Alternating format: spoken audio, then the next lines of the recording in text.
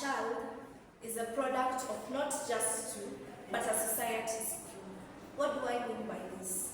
Generations and generations have been passed through the same process and chain of events, yet we demand for change. My name is Rose Mweni. I'm Catherine Peters. And I'm Jasmine Kimahi, and this is The Voice from Within by the Mary Girls High School, Kenya. A child is brought into the world, and we all know what the story is all about.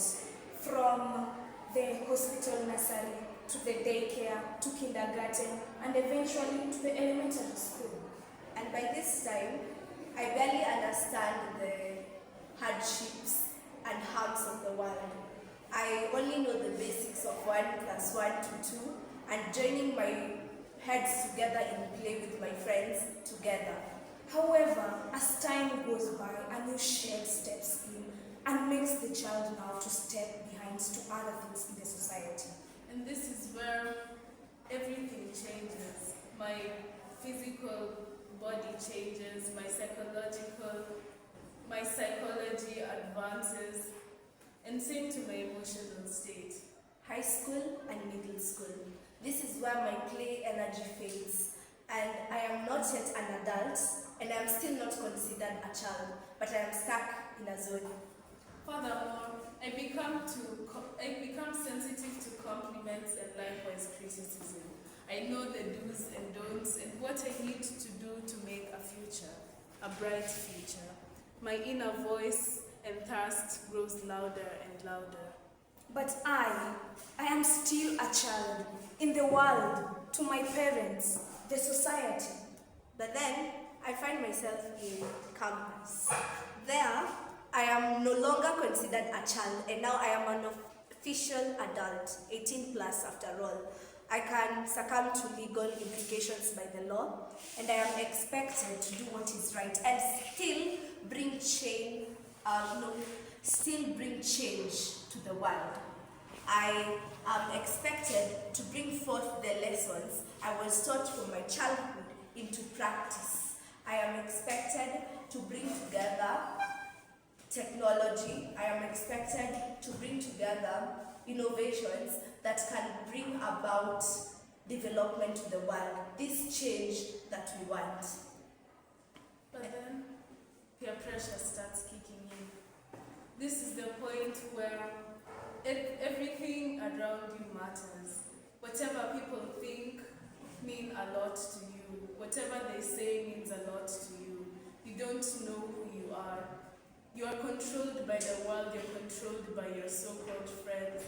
But all this makes you feel alone, and this leads to depression. And depression is the feeling of being lonely, the feeling of having other people to be more important than yourself. Then you seclude yourself and say that I cannot do what they can, because you see yourself as a less person. And this in turn leads to drug abuse. Drug abuse makes a person feel like this is going to relieve me from all the pains that I'm having in the society. This is going to make me relax of everything that other people think about me. Everything that other people think about me is not what I think about myself right at that stage when I use drugs, when I use all those things, I think like another person in another world, that I am doing the correct thing no matter what the society is going to say about me. And even though those drugs damage the person intellectually, in any physical state that person is going to be through, that person will not care in that place, because he or she now will be thinking like these drugs are the correct things to do, and these drugs are going to help my future, these drugs are going to relieve all the things that I've been facing in the society. Yes. And this can lead us to another dungeon, another cage that is slowly proving to become a threat to this generation: cyberbullying. This is online harassment that can be done anonymously to someone, including body shaming, behavioral shame, and even background shame. Remember, I am alone in campus. I am an adult, but to the mind of a teenager, 18, 19, 20, 21, 22, I still have that mindset that I am still a child. After all, the society grew the society made me and grow up understand knowing I am a child. Cyberbullying is what is affecting us over and over again. It's leading to peer pressure. It's leading to maintenance by drugs. It's leading to depression. And slowly, over and over again, we forget that human beings are blessed with 4 intelligence: artificial intelligence, emotional intelligence, adversity intelligence, intellectual intelligence. We keep forgetting the two: adversity and emotional intelligence, which will in turn bring the change we expect in this world. This is the gap that we are forgetting over and over again. This is the loophole that our society that is having. And artificial intelligence. Now, artificial intelligence is the intelligence at which you know something. It is all about academics and stuff, something that you know about the future, something that makes you feel like you are better off. And that is where we go to the adversity intelligence. Adversity intelligence is the one which will help us maintain the other 3 intelligence: emotional, intellectual, and artificial intelligence. Adversity intelligence is the ability of I as a person to get into hardships and to come out of them, if not strong, but stronger. Emotional intelligence. Now this is my ability to stand up as a person and understand my emotions. Not only my emotions, but the emotion of others to me and towards others. You can see that if we adapt this as a human race, if we adapt this as children, as a child, I will be able to withstand cyberbullying, I'll be able to withstand depression, I'll be able to withstand drugs. Remember, a child is like a key, not just an ordinary key.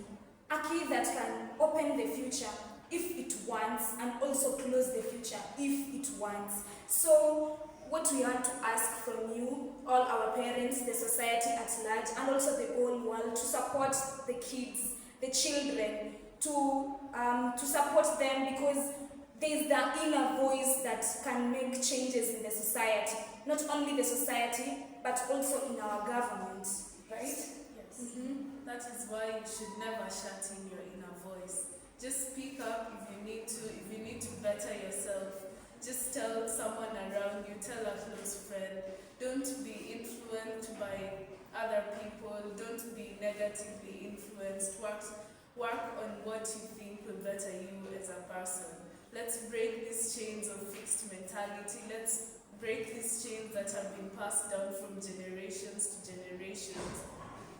Yeah, we are all a diverse nation, we are all a diverse continent, whether it's in arts, whether it's in music, whether it's in drama, math, or sciences. Let's stand out, a voice within us.